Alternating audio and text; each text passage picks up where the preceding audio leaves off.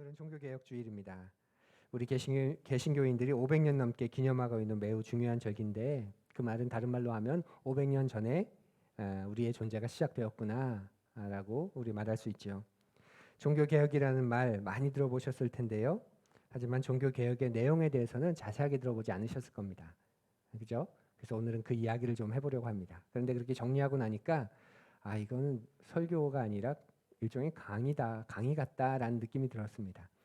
그래서 설교 노트를 기록하다 보니까 말씀 요약이 아니라 강의안이 되더라고요. 그래서 오늘은 설교 노트를 부득이하게 따로 준비하지 않았습니다. 그냥 들으시면서 우리의 뿌리에 대해서 생각해 보는 시간을 가지시면 좋겠습니다.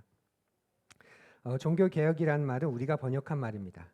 영어로는 reformation이라고 하죠. 우리가 옷 리폼한다 할 때 그 reform입니다. 그러니까 수선한다, 뭐 개혁한다 이제 그런 뜻인데 종교개혁이라고 하면 어감과는 좀 사뭇 다릅니다.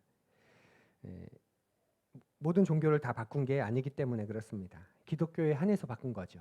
그러니 리포메이션 종교개혁을 엄밀하게 정확하게 말하면 우리말로 번역을 하자면 교회 개혁 정도가 되겠죠.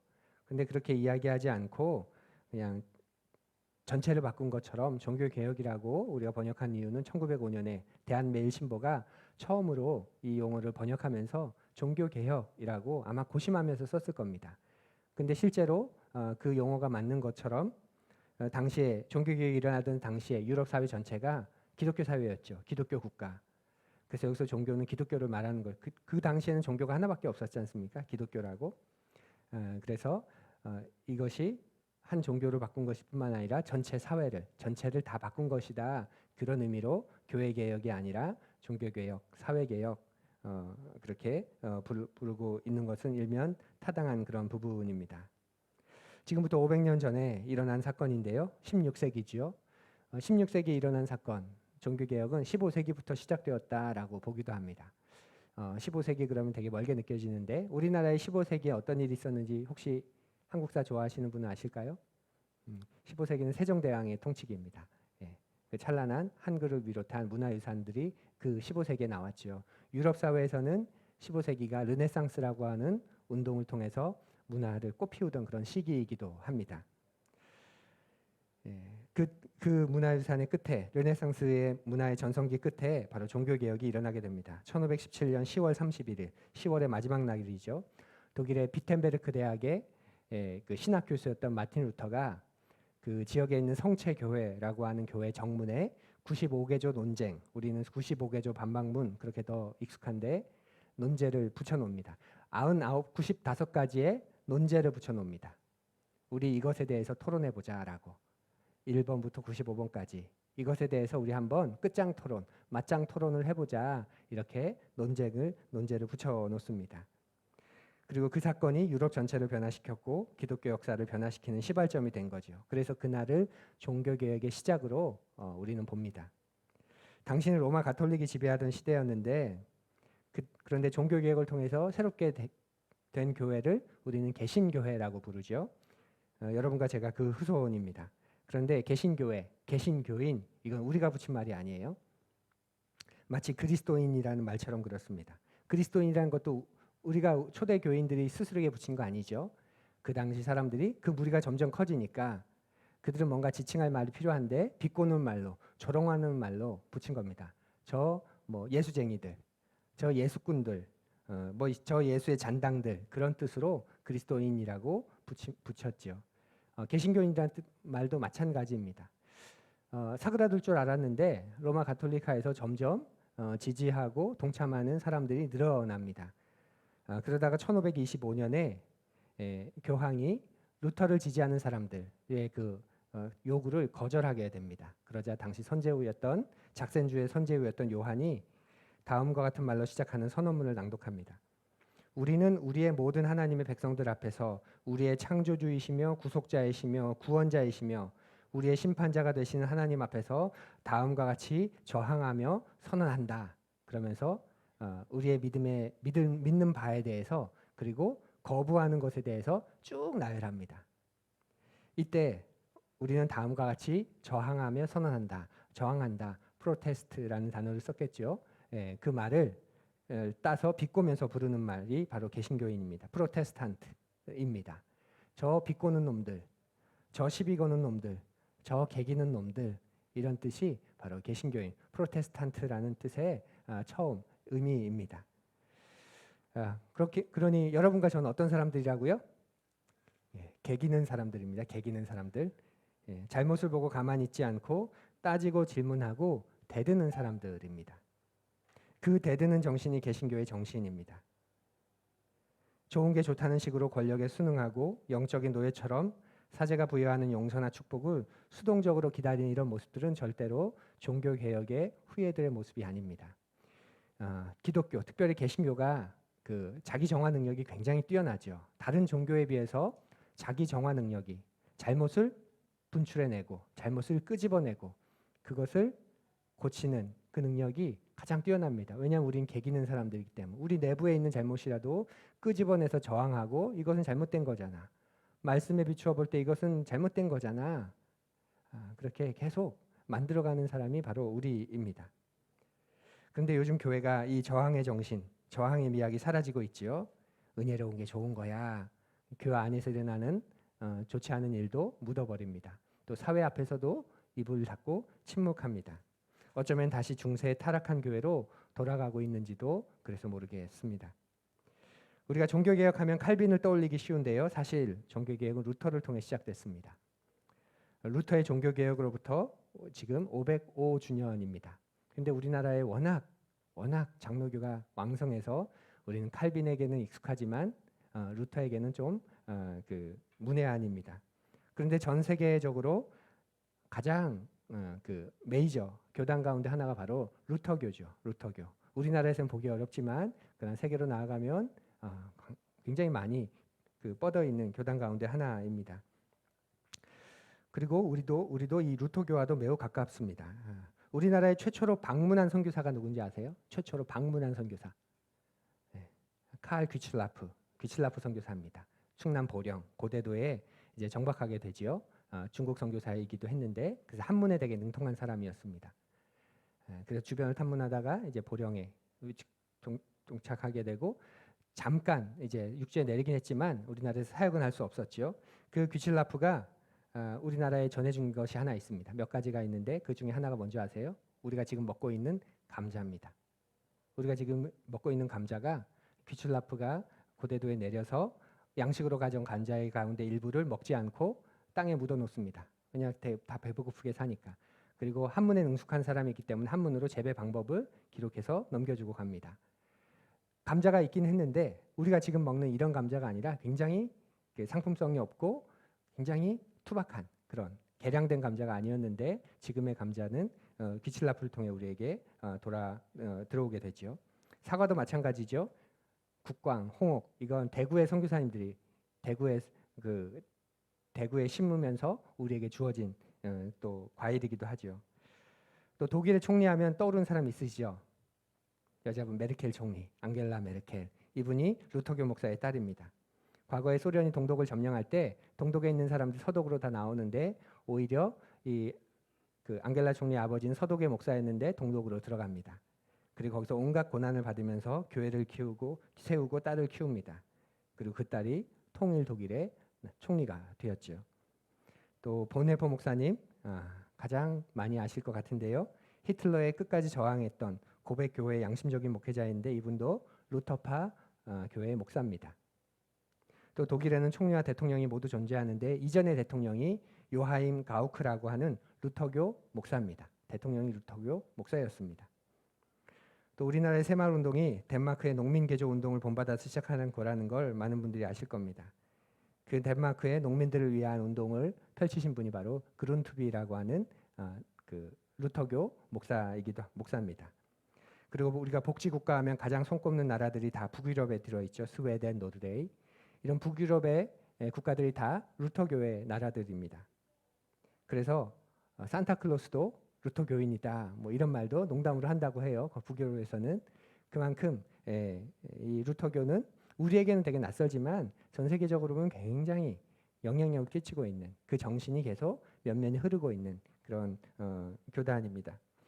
루터의 종교개혁이 시작해서 그 영향을 미친 나라들을 보면 단순히 교회만의 개혁으로 그친 게 아니라 나라 전체가 서로 평등한 세상, 복지국가, 교육제도, 문화, 정치, 민주주의 이런 면에서 꽃을 피운 것을 볼 수 있습니다. 다른 말로 이야기하면 교회가 제대로 재구실을 하면 이 세상에 어떤 파급 효과를 줄 수 있는가 그것을 보여줄 수 있는 것이죠.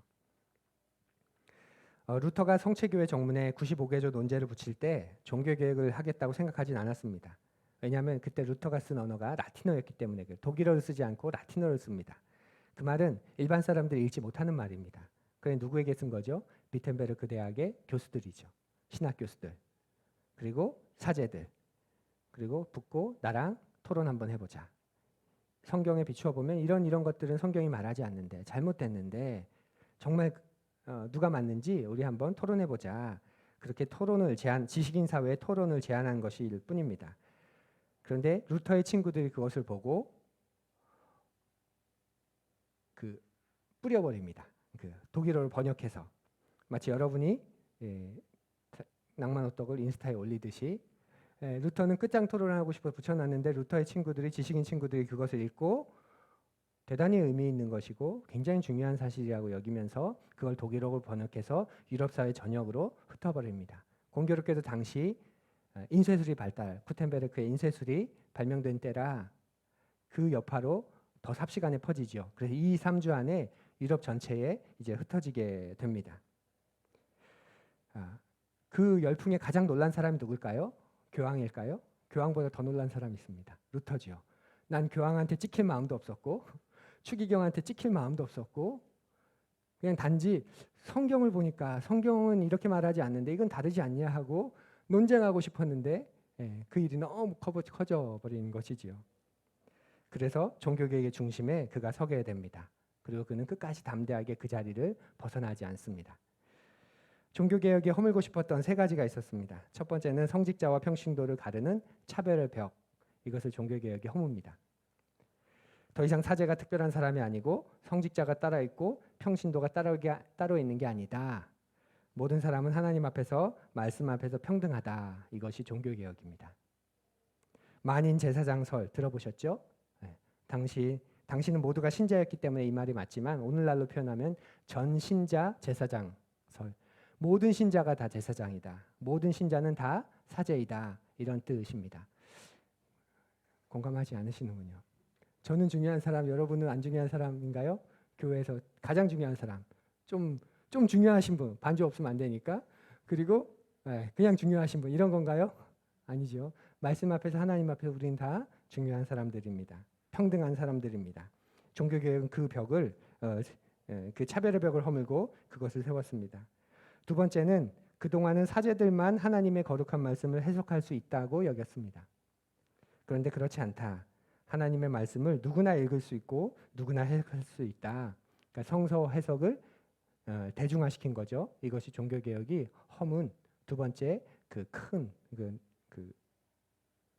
모습입니다. 그리고 세 번째는 교황만이 공의회를 소집할 수 있다는 것을 허물었습니다. 이제는 누구라도 교회가 원하면 공의회를 모든 교회 회의를 소집할 수 있다. 이것을 말한 거죠. 이 3가지의 공통점이 있습니다. 어떤 공통점이냐면 당시에 만연했던 당연하게 여겼던 권위를 깨트린 거죠. 하나님 앞에서 모든 사람은 다 평등하다. 사람 위에 사람 없고 사람 아래 사람 없다. 이것이 종교개혁의 중요한 특징입니다. 그리고 이 종교개혁에는 3가지 중요한 원리가 있습니다. 그 어느 누구도 누구에게 신앙을 강요할 수 없다는 신앙의 자유. 여기서 말하는 신앙의 자유는 불교를 믿어도 되고 이슬람을 믿어도 되고 그 신앙의 자유가 아니라 그건 우리가 착각 오해하는 겁니다. 당신이 기독교 국가였는데 기독교 국가 안에서 오직 로마 가톨릭만 따르게 되었는데 말씀을 연구하고 말씀 묵상하다 보니까 그 가르침과는 다른 가르침을 우리가 알게 되고 또 그 성경을 따르게 되는 거죠. 그래서 로마 가톨릭교의 다른 분파, 다른 신앙을 믿을 수 있도록 해라. 나는 개신교인으로 말씀의 사람으로 살 수 있게 해라. 그것이 그 종교개혁이 말한 신앙의 자유입니다. 그리고 교회의 권위나 사제의 권위보다 성서의 권위가 더 높다는 그 원리를 가지고 있고 성서는 교회가 해석하는 게 아니라 성서가 성서를 해석하게 해야 한다라는 이 3가지 원리를 가지고 있었습니다. 당시에는 교회가 성서를 해석했거든요. 왜냐하면 가톨릭 교회가 성경을 만들었다고 보기 때문에 그렇습니다. 선별해서 만든 것이다. 그러니 이 성서 해석의 권위는 교회가 가지고 있고 오직 사제만이, 교황만이 할 수 있다. 그렇게 여겼습니다. 그러다 보니까 성경과 교회 사이에서 점점 교회가 중요하게 여겨지고, 교회가 중요하게 여겨지다 보니까 결국 뭐가 중요하게 여겨지죠? 교회가 가지고 있는 전통이 중요하게 여기는 거죠. 성경보다 전통이 더 중요하게 여겨집니다. 그래서 교리를 만들고 그 교리를 성경보다 더 중요하게 여기게 되고, 가장 대표적인 게 연옥이라고 하는 교리죠. 착한 사람은 천국에 갈 거야. 하나님 잘 믿은 사람. 안 믿은 사람은 지옥에 가겠지. 근데 어중간하게 믿은 사람은 지옥에 갔다고 하기에는 그렇고 천국에 갔다고 하기엔 또 그렇고 어떡할까? 그래서 만들어낸 게 연옥이라는 교리입니다. 거기에 일시로 머물면서 중보자들의, 교황의 기도와 그 살아있는 사람들의 중보자들의 기도를 통해서 천국으로 옮겨갈 수 있다. 그렇게 만든 것이죠. 그래서 종교개혁은 그런 것들에 반대하면서 5가지 신조를 세웁니다. 5가지 신조, 5가지 솔라 그렇게 이야기하는데, 여러분의 눈빛이 지금 강의실에 오신 거 맞습니다. 5가지 솔라 아시죠? 한번 따라해 보시겠어요? 솔라 스크립투라, 오직 성경. 그다음 솔라 피데, 오직 믿음. 솔라 그라시아, 오직 은총. 그리고 솔라 크리스투스, 오직 그리스도. 그리고 솔라 데오 글로리아, 오직 하나님께만 영광을. 이 5가지 중요한 신조를 세웁니다. 교회도 아니고 교회의 전통도 아니고 교리도 아니고 오직 성경, 오직 믿음, 오직 그리스도, 그리고 오직 은총, 그리고 오직 하나님께만 영광. 그래서 그것 외에 영광을 받는, 주목하고 있는 것들 다 폐하죠. 이 하나하나가 다 로마 가톨릭을 반대하는 내용이 들어 있습니다. 내년 종교개혁 주일에는 그 5가지를 살피면 좋겠다 하는 생각이 갑자기 드는데요. 종교개혁 이전의 시대상을 우리가 조금 더 살펴보면 15세기에 르네상스와 더불어서 또 큰 사건들이 많이 일어납니다. 그 중에 하나가 신대륙을 발견한 거예요. 아메리카 대륙을 소위 말하는 신대륙 발견이 이때 일어납니다. 당시 사람들은 지구는 유럽이 다라고 생각했는데, 유럽밖에 없다고 생각했는데 또 다른 세계가 있던 것이지요. 그리고 구텐베르크가 인쇄술을 발명하게 됩니다. 그 지식이 급속도로 확산하게 되는 거죠. 또 코페르니쿠스가 지구가 돈다고 생각하는 지동설을 15세기에 주장합니다. 그리고 대학이 완전히 개혁된 것도 15세기입니다. 르네상스 운동 덕분에 대학이 개혁됩니다.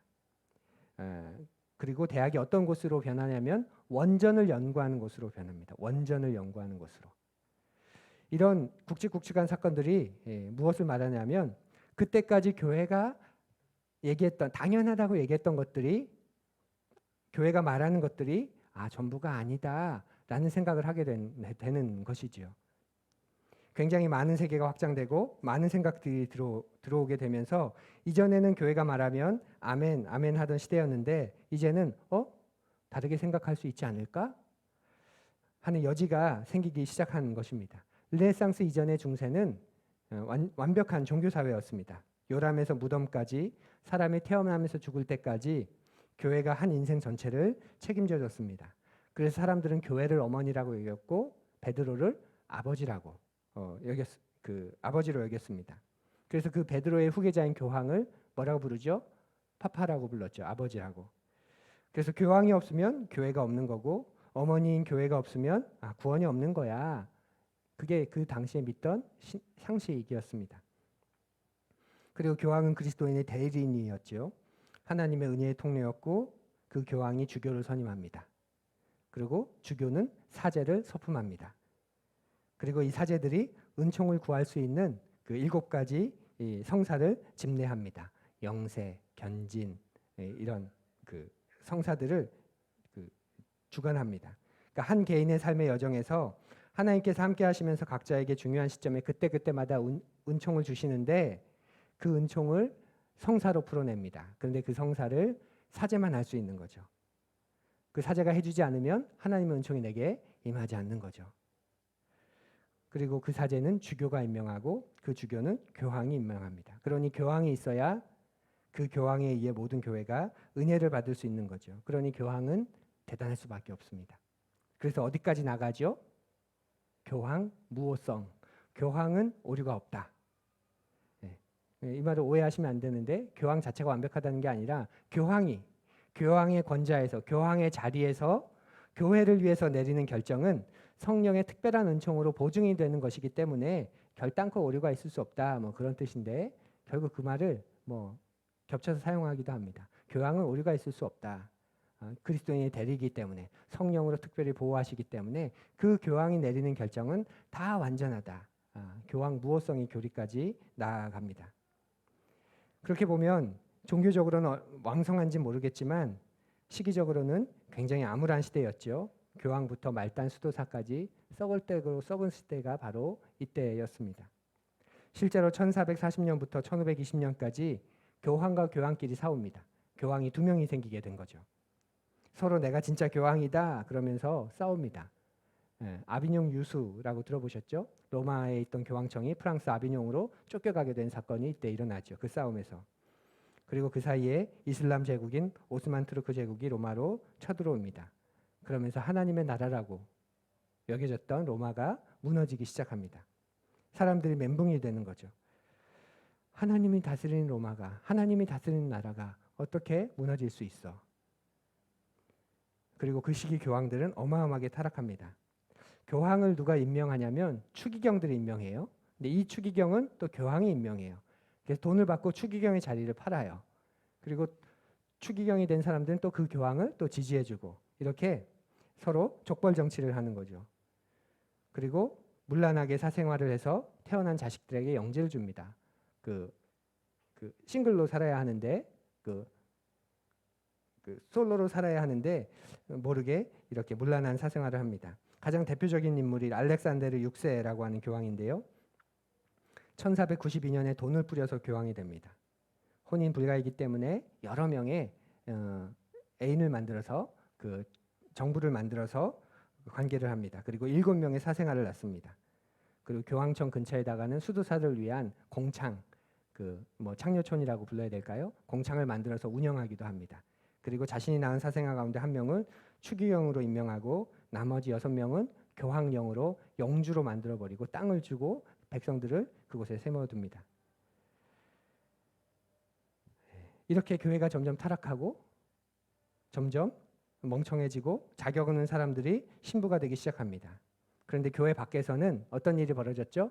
르네상스라고 하는 인문주의 운동이 벌어지고 있죠. 그러니까 일반 사람들의 수준이 엄청나게 올라가기 시작한 거예요. 인문주의는 말씀드린 것처럼 본질로 돌아가자, 원전으로 돌아가자는 운동인데 그래서 그리스도마 시대의 원전을 읽고 성경도 번역된 걸로 읽지 말고 원전으로 읽고 그 운동입니다. 그래서 많은 대학들이 변하게 되고 생겨나게 돼요. 성경도 원전으로 읽어야 된다, 원전으로 연구해야 된다 해서 생긴 대학이 벨기에의 루뱅 대학, 독일의 비텐베르크 대학, 영국의 옥스퍼드 대학입니다. 그리고 마틴 루터가 바로 이 비텐베르크 대학의 신학 교수였습니다. 원문을 연구하는 대학에서 원문을 연구하다가 성경을 연구해 보니까 성경에는 이런 말이 없는데, 성경에는 이렇게 말하지 않는데, 성경은 이런 것을 지지하지 않는데 하면서 이제 종교 개혁을 일으킨 거죠. 그러니 르네상스 운동, 인문주의 운동이 종교 개혁이 일어날 수 있게 한 토대가 되는 것이지요. 또 하나는 흑사병과 라틴어 덕분에 종교 개혁이 왕성하게 일어나게 됩니다. 흑사병 당시에 14세기, 15세기 때 교회가 부패하게 된 원인이 성직자의 매관 매직이었는데요. 왜 성직자들 수도 없이 매관 매직했냐면 흑사병 때 많은 성직자들이 죽었기 때문에 그렇습니다. 오직 사제만 이 7성사를 7가지의 성례를 집전할 수 있는데 이들이 죽고 나니까 그거를 더 이상 할 수 있는 사람이 없게 된 거죠. 흑사병 이전까지만 해도 그 사회에서 가장 똑똑한 사람이 사제가 됐는데 14세기에 흑사병이 3년 동안 유럽 전체를 휩쓰면서 사제들이 거의 다 죽고 나니까 더 이상 사제를 구할 수 없어서 이제 아무나 사제를 세우는 겁니다. 매관 매직을 하는 거죠. 먼저 사제로 임명하고 신학을 가르치는 거예요. 요즘으로 치면 신대원을 나오고 교단마다 조금씩 다르지만 4년에서 어떤 데는 더 길게 목회를 하고 전임 목회를 하고 시험을 통과해야 이제 목회자가 되는 건데, 교단이 인준하는 목회자가 되는 건데, 일단 너 목사 줄게, 목사해 하고 그 다음부터 이제 뭐 공부도 하고 뭐 그렇게 가는 거지요. 왜 사제들이 그때 많이 죽었냐면 죽어가는 흑사병이 하나님의 저주라고 여겼는데, 그 병에 걸려 죽어가는 사람들을 수습한 사람은 사제밖에 없죠. 기독교 사회였기 때문에. 사제들이 흑사병에 걸린 사람들을 돌보고 또 그 장례를 치르다가 본인들도 감염돼서 이제 죽게 된 겁니다. 그러다 보니 사람들이 사제들은 다를 것 같은데 교회는 다를 줄 알았는데, 교회 역시도 다르지 않고 교회 역시도 사제들도 쉽게 그렇게 전염병에 걸려 죽는 것을 보면서 교회와 사제에 대한 신비감을 다 잃어버리게 됩니다. 그러면서 교회는 계속해서 자격 없는 사람들을 신부로 세우게 되지요. 다른 건 다 그래도 감당하는데 이들이 하지 못한 게 하나 있었어요. 뭐냐면 미사입니다. 미사는 라틴어로만 해야 되거든요. 성경은 라틴어로만 쓰여져 있고 라틴어만 읽어야 되고, 그 외에 성경을 읽으면 이단이고, 미사도 라틴어로만 집례하고. 그러니까 어찌어찌해서 서품은 받았는데 교회는 어떻게 하면 되겠는데 이 미사만큼은 라틴어로 집례되니까 할 수가 없는 거예요. 왜냐면 무식하니까, 배우지 않았으니까. 그래서 한두 개의 단어만 가지고 계속 돌려먹는 겁니다. 제가 재밌는 광경을 한번 목격했는데, 이스라엘에 유학하고 오신 분이 한참 전에 유학하고 오신 분이 어느 모임에 가셨는데, 그때 저도 거기 있었어요. 한 분이 히브리어로 기도 좀 해주세요. 한 번도 들어본 적이 없는데 이분이 약간 당황하면서 또 유학 가도 말로 공부하지 않지 다 이 글로 공부하기 때문에 말하는 게 쉽지 않습니다. 그래도 아니라고 할 수 없으니까 난처한 자리라 네 하고 길게 기도했으면 꽤 멋있더라고요. 끝나고 아까 기도 제가 내용은 잘 모르겠지만 뭔가 와닿는 게 있는 것 같습니다. 인사는 해야 되니까 했더니 그분이 저 1부터 100까지 셌습니다. 이렇게 얘기하더라고요.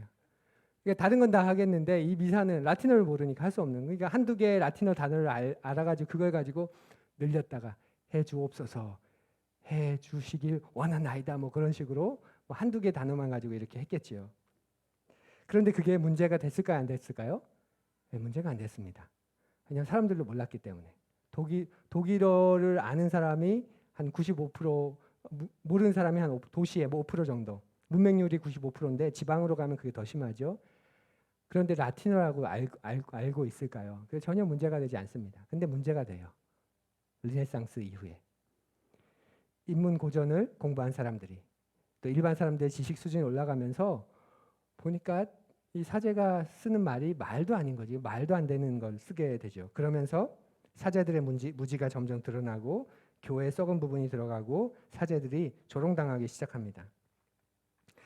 사랑하는 푸른 여러분, 이렇게 성도들이 성경을 스스로 읽지 못하고 알지 못하고 또 사제들도 성경을 알지 못하면 조직 중심, 권위 중심의 교회가 생겨날 수밖에 없습니다.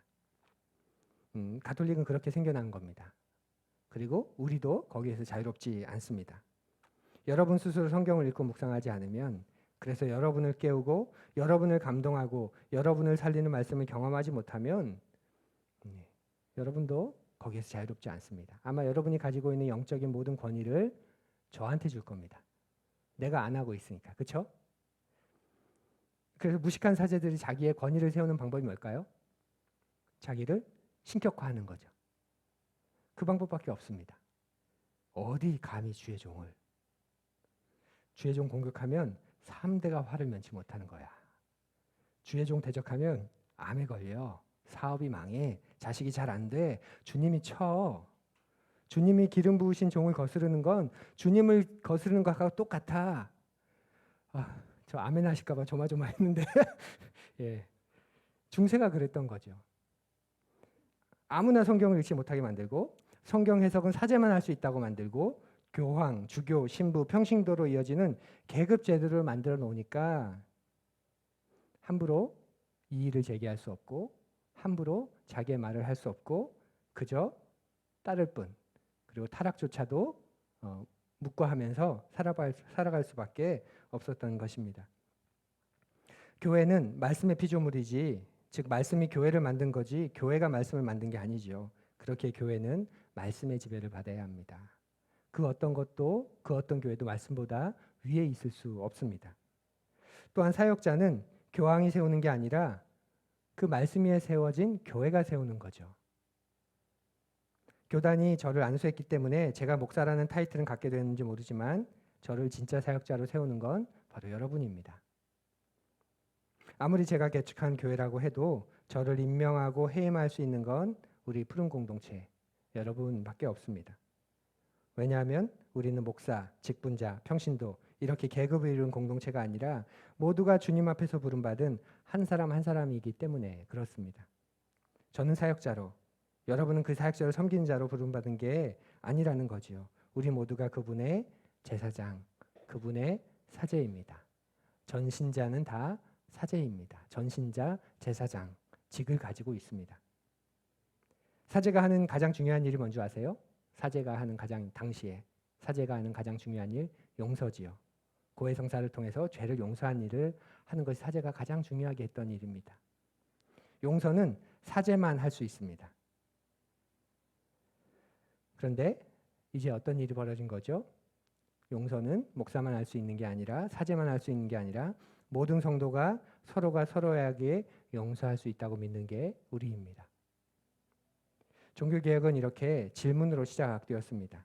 의문을 제기하면서 종교개혁이 시작된 거죠. 그리고 성경을 원전으로 읽는 르네상스 운동의 영향 덕분입니다. 성경이 아니라 세상의 통념이 교회 기준이 될 때 교회는 무너집니다. 그렇기에 본질로 돌아가자 그 구호만큼은 오늘 우리에게도 여전히 유효합니다. 본질로 돌아가야 합니다. 성경으로 돌아가야 합니다. 그래서 그 성경이 교회를 형성하고 우리 자신을 형성하게 해야 합니다. 그리고 성경에 비추어서 질문하고 따져야 합니다. 그리고 종교개혁은 저항으로 시작되었습니다. 가만히 순응하지 않고 따지는 것, 저항하는 것, 아닌 것은 아니라고 하는 용기, 그것이 종교개혁을 낳았고 여러분과 저를 이 자리까지 오게 했습니다. 갖은 희생을 무릅쓰고서라도 옳다고 믿는 것을 행한 이들의 그런 역사 덕분입니다. 바울은 로마서 12장 1절과 1절에서 그 복음에 합당한 삶을 이렇게 말해줍니다. 우리 같이 다시 한번 읽어보지요. 형제자매 여러분, 그러므로 나는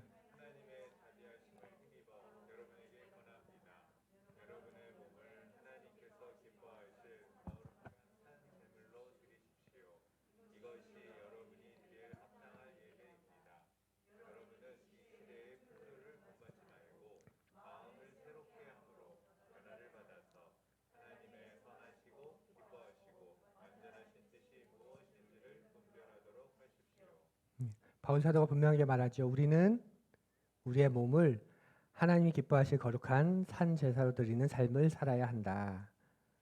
세상이 기뻐하는 사람이 아니라 하나님이 기뻐하는 사람으로, 하나님이 기뻐하실 사람으로, 세상과 구별된 거룩한 사람으로 자신을 하나님께 드려야 한다. 그리고 그것이 예배다. 이렇게 말합니다. 그러면 예배자로 서기 위해 어떻게 해야 한다고 말하고 있죠? 이 세대를 본받지 말라고 하죠. 이 말은 직역하면 이 세대에 네가 떠내려가도록 방치하지 말아라, 그런 뜻입니다. 이 세대를 본받지 말라, 이 말은 직역하면 이 세대에 네가 떠내려가지 않도록 방치하지 말아라, 그런 뜻입니다. 순응하지 말고 대신 개혁하고 변혁하라는 말이지요. 이것이 500년 전에 있었던 종교개혁입니다. 그리고 그 종교개혁의 정신입니다. 그리고 지금도 개신교인인 여러분과 저의 영적인 동맥에 흐르고 있는 정신입니다. 종교개혁 때가 되면 시기마다 교단이나 교회에서 행사를 많이 합니다. 그런데 종교개혁은 교회가 뭔가 벌이는 행사라기보다는 운동이라기보다는 나라고 하는 한 사람이 생각이 바뀌고 성령님에 의해 새로워져서 내 가치관이 바뀌고 내 가정이 바뀌는 데서부터 진정한 종교개혁이 일어나는 것이 아닐까요? 그러니 사랑하는 푸른이 여러분, 오늘 이 예배 후부터 다시 하나님의 말씀 앞으로 돌아가지 않으시겠습니까? 교회는 목사의 것이 아니고, 목회는 목사 혼자 하는 것이 아니고, 성도들이 다 사제가 돼서 서로를 용서하고 축복해 줄 때, 그때 진짜 교회가 되는 것입니다. 함께 그런 교회 세워가지 않으시겠습니까? 그리고 우리의 다음 세대에 그런 교회를 전수하고 물려주지 않으시겠습니까? 상상만 해도 황홀합니다. 여러분 자신을 그렇게 날마다 개혁하는 참된 푸른이로, 그리고 그 개혁의 힘이 우리 관계로, 우리 공동체로, 그리고 사회로 계속 흘러가는 우리 푸른 교회 또 푸른이 우리 하늘 가족이 되기를 간절히 축원합니다. 우리 잠시